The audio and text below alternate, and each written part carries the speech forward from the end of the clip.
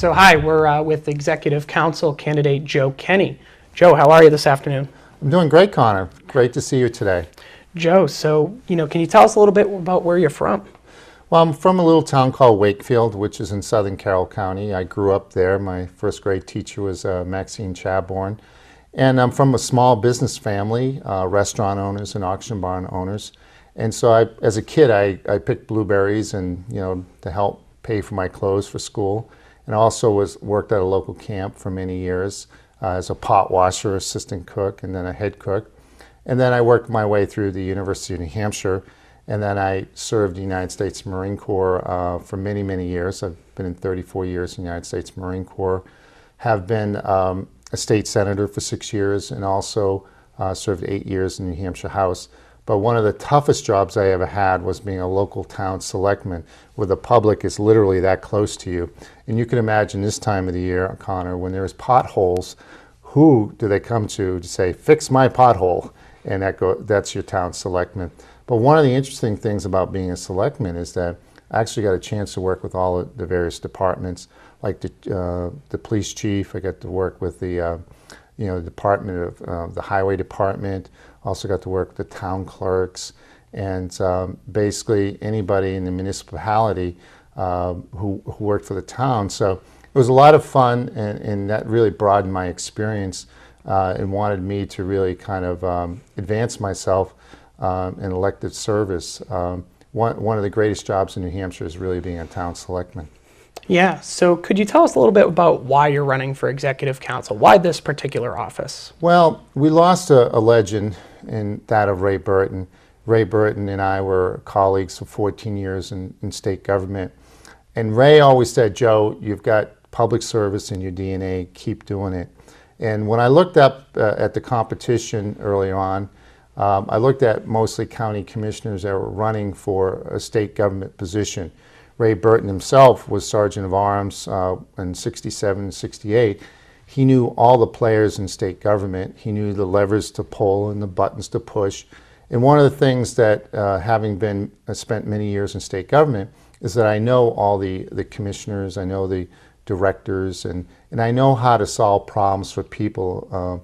So I can navigate the bureaucracy in state government to help people from the district. And so that's really one of the reasons why I'm running. The other reason I'm running is that I want to make it full time. Ray Burton made it full time. He had a certain amount of devotion to the people of District 1, and that's the same devotion that I want to commit to the people of District 1. The people of District 1 really become an extended part of your family. So if it's a problem for them, it's a problem for me. So it's like helping out a family member. So I'm really committed to public service. I was Senate Transportation Chairman. I was Senate Chairman of the Executive Department Administration Committee. I served on Health and Human Services Committee for 4 years. I served on the Municipal Affairs Committee for many years. And in the House, I was on the Labor and Commerce Committee. So I got a chance to be a part of a lot of different committees, have a kind of a broad-based state government experience that I can bring to this elective process for Executive Council. And I think it's important that when you've got a constituent calling for you who's got a problem, whether it be a license plate issue, whether it be environmental permits, or whether it be a Medicaid issue, that person can solve your problem in state government. Now, one of the interesting things about state government is that it takes many, many, many years to really understand who's who in state government, what programs are out there, what commissions that are out there. And so you can't afford, with having an empty seat that's been going on for several months, to put someone in there that's going to be on the job training for the next 9 months. I can hit the ground running. I can help people from District 1, and I'm anxious to do that. And I've accumulated a lot of requests along the way because people know that I can solve problems for them. Yeah, so constituency service seems like it's a big aspect of this race when we look at the Ray Burton legacy. Can you give us an example of your time in the state legislature where you exemplified that superior constituent service? Well, it happened in my hometown. I came back in 1994 when I first ran for the legislature. There was an old dilapidated building in my community the old VFW building. People came to me and said, "Hey Joe, is there something you can help us with regards to funding to try to turn this building around?" So at that point, I looked at the community development block grant process, and I was able to secure $500,000 to renovate that building, along with additional funding to turn it into a senior meal site and also other social services. The building today exists. It's served hundreds and hundreds of people. And one of the things that came out of that was the local law enforcement chief said, "Listen, you can't imagine what pressure that you took off our shoulders." And I said, "What pressure?" He goes, "Kids were throwing rocks at that building when it was being unkept. It was dilapidated." And they said, "Once you beautified that building, kids stopped throwing rocks at it. It became a part of the community. Kids were invested in it, and therefore you took a lot of pressure off of law enforcement." But that was an example of constituent service. Many times I've served, done other things for constituent service.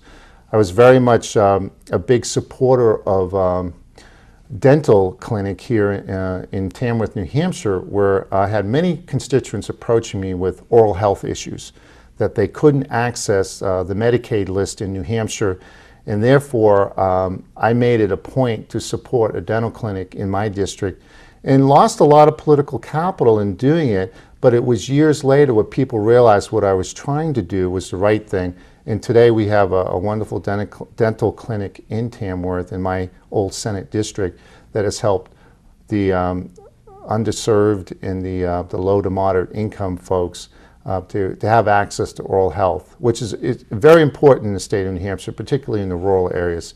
That's another example where I did constituent service. But I've done hundreds and hundreds of things when it comes to constituent service, much like Ray Burton did when he was executive counsel. We worked together on a lot of issues. One of the issues that we worked on was the Scenic Vista project up in North Conway. It was a $2.6 million capital infrastructure project that Ray and I worked together. I secured the last piece of funding, and that's provided a lot of economic development and tourism support in the Mount Washington Valley. Yeah, so it was a perfect segue into when you mentioned the oral health and constituency service. Healthcare is a pretty big topic in the news recently at the state level and the federal level. Within the scope of the Executive Council, can you share some of your healthcare policies and your general view of the current healthcare system that we're going into? Well, the Obamacare, Affordable Health Care Act has created a lot of problems here in New Hampshire. One is that we've lost hospital coverage within the Blue Cross Blue Shield network. That network has been narrowed, and on the 27th of this month, we have called for a public hearing in Claremont at the Common Man Inn from 10 to 12 o'clock to talk about the loss of hospital access in the county, Sullivan County, along with other areas in District 1, being the hospital in Lebanon, Woodsville, and Colebrook. What's happened is that we were promised, that the Obamacare, that we would have affordable health care, we'd be able to hang on to our physicians, and we'd be guaranteed access. Well, nothing could be further from the truth here in New Hampshire. And what we see is the 26 hospitals has been pushed down to 16 hospitals that are in the network. And so we have to figure out how can we get the state of New Hampshire, which is the insurance commissioner along with the governor, to negotiate, which they can, with the hospitals that have been pushed out of the exchange in order to make sure that they have access. It's very problematic in New Hampshire because these are the poorer areas of the state of New Hampshire, and that, along with my opponent's proposed possible increase of the gas tax, you can imagine going a greater distance to the hospital and then also paying for more gas tax money to get there. The thing that people really need to realize is that, yes, they can still visit the emergency rooms of their hospital, but if you're having a heart attack and you think it's indigestion and you don't know whether to go to your local hospital because of an emergency, or you think it's indigestion and you're going to go to the other hospital that's further down the road that's in the network, Well, you're suddenly putting the burden on yourself to make possibly a life or death situation. And if you make the wrong decision, it could bankrupt your family. This is absolutely un-New Hampshire. We need to get it straight. And I'm calling on the leadership of this state, along with the insurance commissioner and the hospitals, to really come together and come up with a solution. And this is really what the public hearing is all about on the 27th. Sure. And you also mentioned the gas tax. I know, being a Republican and a self-proclaimed fiscal conservative and a watchdog on spending, why is that bad for the North Country, and why is it bad for your possible constituents? Well, one of the things is that in New Hampshire we need more resources for our infrastructure. There's no doubt about it. But the gas tax is the wrong way of going about it. If you look at the New Hampshire Highway Trust Fund, there are many other agencies that are siphoning off the New Hampshire Highway Trust Fund, whether it be the judiciary, whether it be Health and Human Services. And so we have a structural problem. So we have to fix that first. And then we can look at efficiencies within DOT. But to increase the gas tax in a poor economy for the poor working men and women of the state is just absolutely wrong.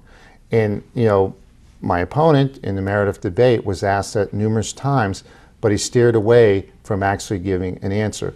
I want to let the public know I'm adamantly against a gas tax increase. Yeah, so you did mention the Meredith event, and how do you think that went? Well, the Meredith event was an opportunity for us to kind of air our differences on most topics. The one topic that really, I think, caught the attention of the audience is when I said what would be my process for appointing or voting for someone on the a court bench, a judicial appointee. And I said that I would want someone to follow the Constitution, someone who wouldn't be a judicial activism, basically interpreting a law based off of whether it be case law or personal opinion or legislative intent, that they not conduct judicial activism. Well, my opponent didn't know the definition of what judicial activism meant. And so that lends you to believe, that if you're a county official, that you wouldn't have the qualifications to necessarily to be able to have the right decision-making ability to appoint someone to the bench. Whereas the state level, you do have that experience. Sure. So you did touch on it. The Executive Council, a lot of people, they knew Ray Burton, especially in the North Country. They knew who Ray Burton was, and they knew what Ray Burton did and what he stood for. Can you give us a brief description? What is the scope of the Executive Council, and why is it important to the everyday citizen? Well, I think what Ray, he ultimately defined the position as for helping people.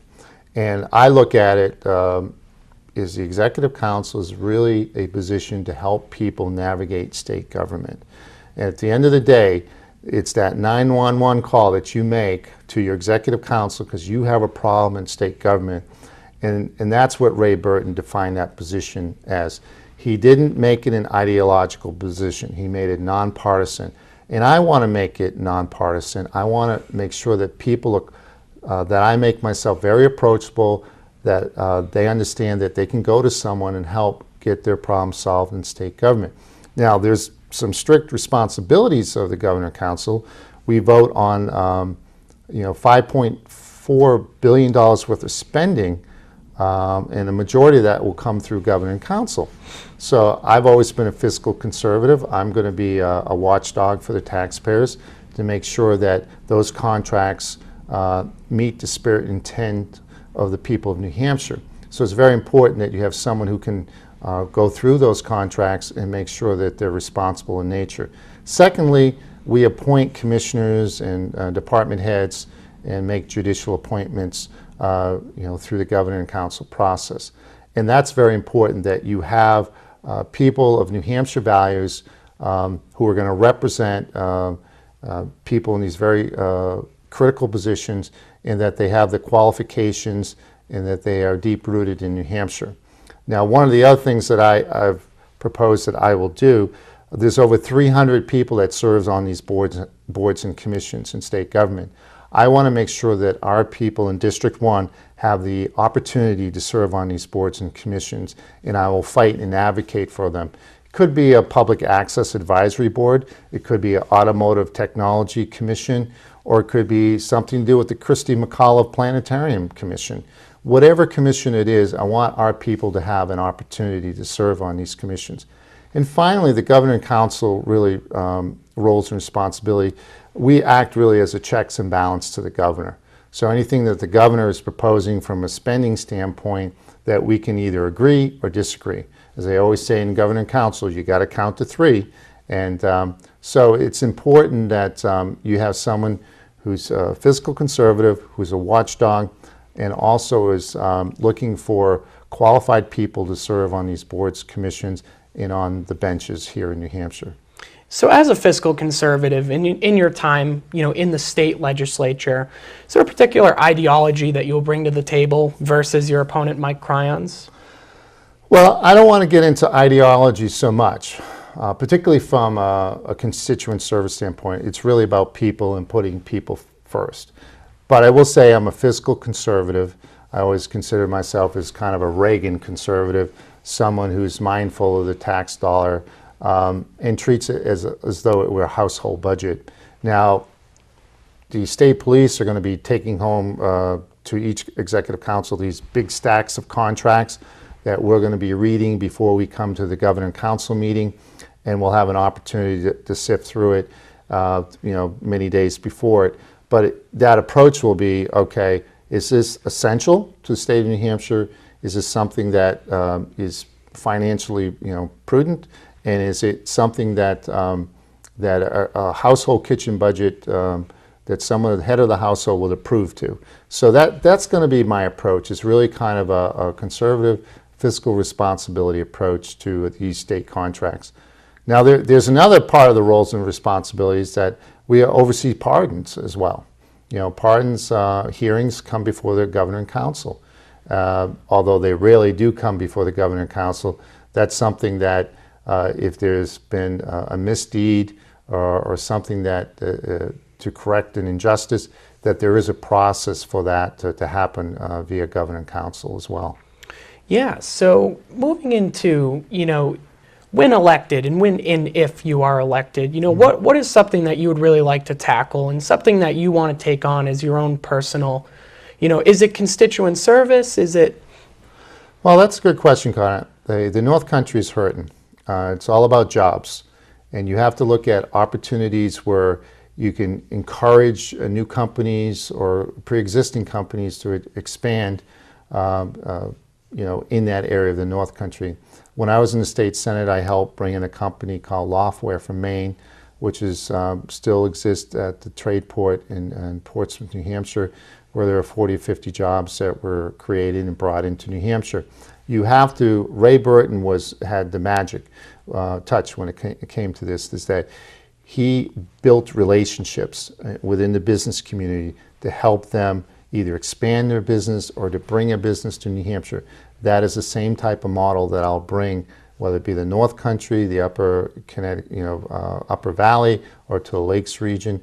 It's very important to build those relationships within the business community, and then at that point, look at economic development projects, infrastructure projects that will help support the business community as well. Yeah, so taking a step back, what makes Joe Kenney Joe Kenney? Well, Joe Kenney is a small town guy with North Country values. I grew up in New Hampshire. I hitchhiked in high school, and of course they always say, I should say I walked, but I literally did hitchhike to basketball practice so I could be on the team. I was voted most valuable player my senior year. I come from a small business family, deep-rooted here in New Hampshire. I believe what you make of yourself is through self-determination, motivation, and getting ahead, but also knowing that you have the responsibility to help people around you to allow them to get ahead as well. I've served the United States Marine Corps for 30 years, served in Afghanistan, Iraq, and in the Persian Gulf War. I believe in national service. I believe that our men and women who serve in uniform have given a lot to this country, and I respect their service. And so I look at a small town guy who did well, who served his nation, who served his state, served his community, who wants to continue to serve in state government. It's a privilege, it's an honor to serve people. I learned so much from the people that I represent. I've learned literally hundreds and hundreds of things from the people that I serve, primarily through the questions or problems that they've had. It forces me to be a better representative. It forces me to come up with answers, and it allows me to help people navigate state government. So it's those small town values that really have propelled me to this point in life where I think I would be a very good representative for people who are in need. You know, at the end of the day, we live in New Hampshire for a reason. We like the quality of living, we like the people around us, and every day we want to make it a better place to live. It is the envy of so many other states. We're the most livable state in the country. People around the world recognize New Hampshire for a great state, whether it be through our foliage season, whether it be through our tourism, our skiing. It's just a beautiful state, and we need to keep it that way. But I will say, I've been against big wind, the Northern Pass. I think big wind is wrong for New Hampshire as far as a renewable energy source. I think we're going to meet our 2025 energy objectives with biomass, geothermal, and solar. I don't want to see 4,000 industrial wind farm turbines throughout New Hampshire. I think it would destroy our image as being the most livable state in the country. I think we can meet our energy needs through other means. So I'm very protective of the state in that regard, and I'll be very vocal on Northern Pass and big wind. At the end of the day, we live in the state, we live in these small communities. I believe in local control, but I also believe that big wind is a statewide energy policy that I don't support. Yeah, now I have to ask, being so close to Plymouth State University, what can the Executive Council do for college students in the state of New Hampshire? Well, you mentioned that, Connor. Actually, when I was in the state Senate, I took a bill to the floor of the Senate to rename Plymouth State College to Plymouth State University when I was chairman of the Executive Department's Administration Committee. One of the things is that I would like to continue the legacy of Ray Burton, continuing the Plymouth State University internship program. I think it's a wonderful program that allows young people to be involved in state government. I think that's one way the Executive Council could help out. I think the Executive Council should hold its meetings up here at Plymouth State University from time to time to share in that unique process. Governor Council is one of the most unique processes in the country. It is most transparent executive branch in the country and the world, because you have 5 counselors along with the governor who in front of the public view contracts $10,000 or more and share the power of administrating the state of New Hampshire. That is the most transparent executive form of government in the country and arguably the world. So I think that's something that I would hope that Executive Council would from time to time continue to have their public meetings in this part of the state. And so those are things that I think that we want to make sure that we have a strong relationship with our university system. Yeah, so in politics it is, to a certain point it is grassroots in the state of New Hampshire. And I think that's what's really important about the intimacy of New Hampshire politics. Ray Burton, we talked about his legacy. Is that something do you model yourself after Ray Burton, or do you look up to Ray Burton?